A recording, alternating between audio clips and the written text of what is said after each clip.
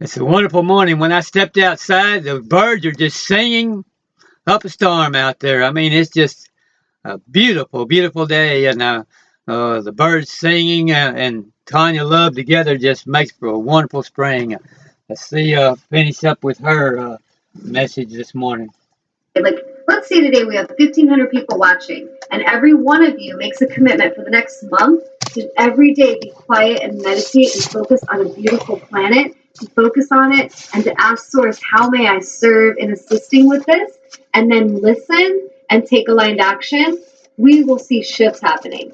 But if all of you listen to me today talking and they're like, that sounds good, but no, the world's going to end. It's all shitty. Like, people are corrupt. They're never going to change. People are hateful. They're never going to change. Then you are feeding the wrong wolf. And nobody else is creating that but you. And what I love in the movie Tomorrowland, that the point is made, is the guy that he appears dark, but he has a lot of truth. And what he says is that basically humanity gave up. Humanity was actually inviting the apocalypse. They start waiting for it. And look at our planet. I see people, they're like trying to cause the end times. They're trying to blow things up and like, we're going to make the end times happen because they're so anxious and afraid that they're trying to actually make it happen. And it's because they're giving up. And it's because it requires something of each of you today to create change. But if the world's ending, there's nothing required of you. You can just sit at home and you can just complain and you can just say, oh, the world's dark and dirty and polluted, and I'm not going to worry about it. I'm going to get high and smoke a bong, and it's not my problem. That is you feeding the wrong wolf. And that is you, as one individual, feeding into the collective consciousness of doom and gloom. The people making movies about it, the people writing about it, and they're focusing on it, and they're talking about it, and then we watch movies and we get scared about it. It's all feeding the wrong wolf. Or I would say the wrong if you really want the planet to survive. Now there's people who are creating consciously aware films. There's people writing very consciously aware writings. There's people creating shows like I'm creating that are bringing truth and alignment to help people understand that there is another way and that there is solution, but it's going to require something from you. It's going to require you to start listening. It's going to require you to start taking aligned action. It's going to require you to do your part in cleaning up the mess and finding balance. It's going to require something from each of us to start caring about the whole, to start caring about each other more than we care about our selfish, little, fearful, frantic ego.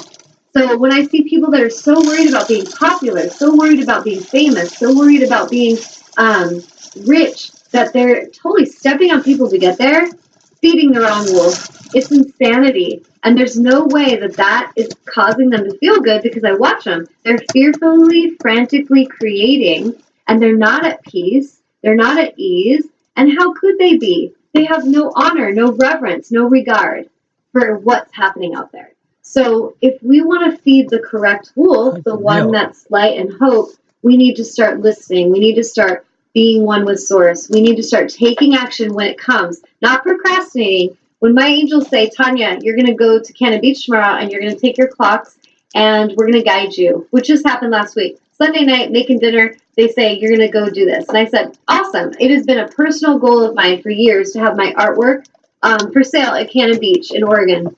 Really cute town on the coast, and a lot of people from all over the world go there. And so last Sunday after the show, I'm making dinner, my angel said that. The next morning I said, AJ, do you want to go to Cannon Beach with me? And she's like, yeah. So I took my daughter and I took Honey Girl and we go to the beach. And within an hour, when I pulled into town, there was a parking spot waiting for me. I walked down the street. I'm looking at a few shops. Not feeling it. My dog, Honey Girl, starts pulling into this certain shop. And I'm like, baby, come on, let's go. She keeps pulling. So I was like, wait, let's go see why she's pulling. So I have my daughter and her wait outside, and I went in. Long story short, the guy said to bring my clocks over. He'd look at them on the side of the store. So I pulled my car around. And Ron and I now have our beautiful clocks for sale at Cannon Beach in this beautiful boutique gallery. So that is how spirit works. And if I didn't listen, let's say I'm like, oh, I really want my stuff in Cannon Beach. And then I get that intuition that says, take your clocks. Don't just take your business card. You're going to take your clocks and your business card. So I did. I listened to that, and I honor that as sacred. I honor that as like God's calling back to me. And that's part of what all of you need to start doing is you ask the questions and you don't listen to the answers. You ask and ask and ask and ask and ask and hope for something to change, and we don't listen. And I won't, I'm not mocking it, because I definitely have done it lots before I became more aligned and more in a place where I was choosing consciously to live a spirit-led life. I'll give you an example. Years ago, I was asking, should I leave my marriage? Is this a good place for me? And one day, my ex-husband and I were driving down the coast in California, and I was just in my mind talking to my angels because he was being just hateful. And it was just another one of those days where I'm questioning this relationship. And so I was like, please give me a sign if, something I can't miss, if this is not a good relationship for me, angels. So we're driving, and all of a sudden he's like, you know what? Screw this traffic. I'm getting off the freeway because the traffic was really bad. So we pull off to the beach, and he gets out of the car and he goes to get in the ocean. And like 5 minutes after he gets in the ocean, he yells out, "Oh shit!" And I was like, "What?" And he's like, "The ocean took my wedding ring." And I was just like, holy crap. So that's an experience, like a moment where, when I talk about universal signs, the universe gave me a very bold sign. And then what did I do? Oh God, oh my God, I'm not ready. I'm so freaked out. Like, I don't know what I'll do. I've got kids. I'd be a single mom. So what I did is I went into fear, frantic, fearful creation, and I started fearfully creating, and then it kept me attached to that person that really my guides were telling me years ago to go, that it wasn't the best place for me. And I can have compassion on myself because that was my journey. It's what it took to get me to where I am today. But I say this to each of you because now what I've learned is when Spirit brings me wisdom and guidance, I'm listening and I'm taking action immediately. I'm driving down the street, and my guides say, go in this new place. This is a women's place, there's a new job that I'm going to be teaching workshops at here locally. And it was just driving down the street. My angel said, go in there. They need what you have. You're going to go and connect with them. There's a lot you'll do with this woman. So I was like, what is it? So I went in there. Long story short, I met with her. We're setting up some workshops to do there. And she's so eager and excited for it, which is the places I like to work. And that's how it works. So that's why I'm saying to all of you that are listening, start being quiet and be focused on one question at a time. And when the answer comes in and you ask for a sign you can't miss, honor it as sacred. Honor that as God calling back. And you are one with God. You're one with Source. You and your Source are one. So if you're ignoring your own inner guidance system, you're arguing with it, you're the one delaying your forward movement. You're the one playing small. True story. And by doing that, you're feeding the wrong wolf. If we want to start feeding the wolf of love and of hope, and we want to create a beautiful planet where people have honor and reverence and kindness and compassion, and there's plenty to go around, we need to all start talking about that and thinking about it and creating from that place. I hear people that are talking, like some of my, people that I care about greatly in my movie, that they say they want this kind of place. They want this place of honor. They want to live on a planet where people are respectful. And yet, as their assistant, their intuitive angelic healing assistant, there are times that they are not honoring to me. They are not kind or respectful, that they give very little regard to anyone around them, and I observe it. And yet they want these things externally that they have not aligned with in themselves. And so I would say that's where, like books like The Secret, they're going to touch on the materialism part, and that's going to fuel your ego. Your ego will be excited about that. But at the end of the day, it really does come down to soul alignment, because you could be laying in a mansion or you could be laying in a small studio apartment, and you could feel at peace or you could feel completely not at ease, depending on your own alignment.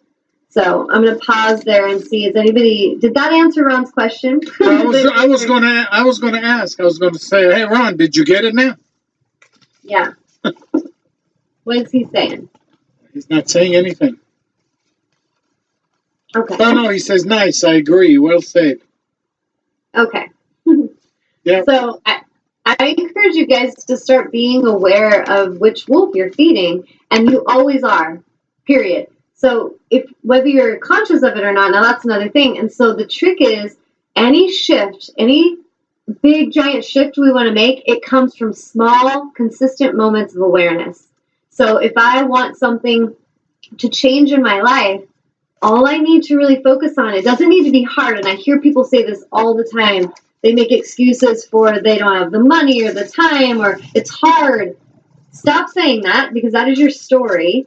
and instead realize that it's not hard. And as soon as you tell your mind something's hard or something's impossible, you just shut a door. And so you just made limitation.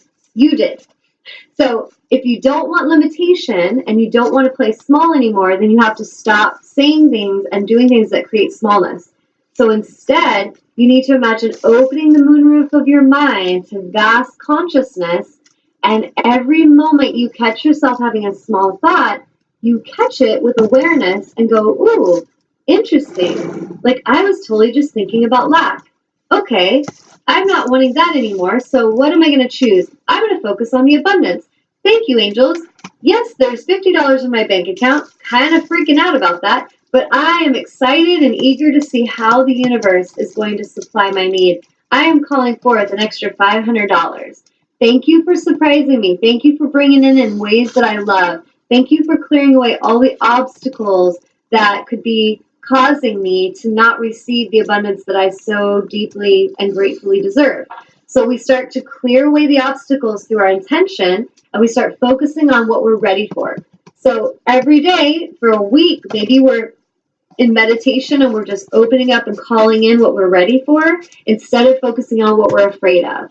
And that takes simple awareness. It is not hard, but it is consistent conscious awareness. And that is maybe just going to be something that's new. So instead of you becoming unconscious, fearful, frantic, egoic creators, which are creating destruction and lack and overconsumption, when I see people overeating, overtaking, analyzing, over anything, they're over-consuming because they're in fearful, frantic, ego creation, period. When we are more balanced and centered, we're not in a rush. We're not in a race. We don't need to take that girl out to get there first. We don't try to hurt people to get what we want. We don't go and gossip and try to terrorize people. We don't try to just be corrupt and get our way there to the top no matter what it takes. That is the fearful, frantic ego creation. When we're consciously creating, we may move more slow and steady, but it's interesting because in my life, I move more slow and steady with that focus, and I save time. I get places quicker and more efficient because I listen to my inner guidance and my angels guiding me, and I listen and trust them, and I take the action, and I manifest things faster than seems logically possible. And people that are in my movie know it, and they watch it, and some of them watch closely, and their lives have also shifted. I've seen some of the people that have worked with me as a soul coach and have done auric clearings with me completely change their lives around, and they are very abundantly blessed and living in greater harmony. But then there's also some that come in and they don't do their work, which is the consistent awareness, and they still are just frantically, fearfully creating from ego. And they talk about it, and their ego causes them suffering, and they don't really show honor to people. They don't really love and honor themselves. And this is one way we can live. That is one wolf we can feed. But I would encourage you to all consciously start to choose to feed the other wolf and watch how the world becomes more beautiful, more shiny, more radiant, more healthy, more balanced. And each of us have the power to manifest that. And all of our thoughts collectively are creating it right now, whether you want to believe it or not. So some of you are unconsciously creating from your fears and you don't really want to be aware, but you're still helping with that wolf being fed. And some of you are consciously creating by your consistent focus, your meditations, and by your loving, generous, honorable actions. You are creating in that vibration. And it matters. All of your contributions matter to what we are manifesting here on planet Earth. All of you are helping with that. Whether, like I said, whether you're giving it to this wolf or that wolf, that is where we all have power. And so we can't make, like, as much as I understand it's good to feed the wolf of light and hope, I know that and I'm doing that, but I may have a bunch of people around me that are not. I can't, if I let that distract me and then I'm not doing what I need to do, I've also failed, and now I am feeding the wrong wolf. So I don't care how spiritually aware you say you are, it all comes down to your focus and your alignment with that giving to the correct wolf. And so start really being conscious of that and realize the more you can do that, you can be that shift, you can be that change, you can live and move and walk in that alignment, living a spirit-led life. You will actually inspire others to do the same. and you can't make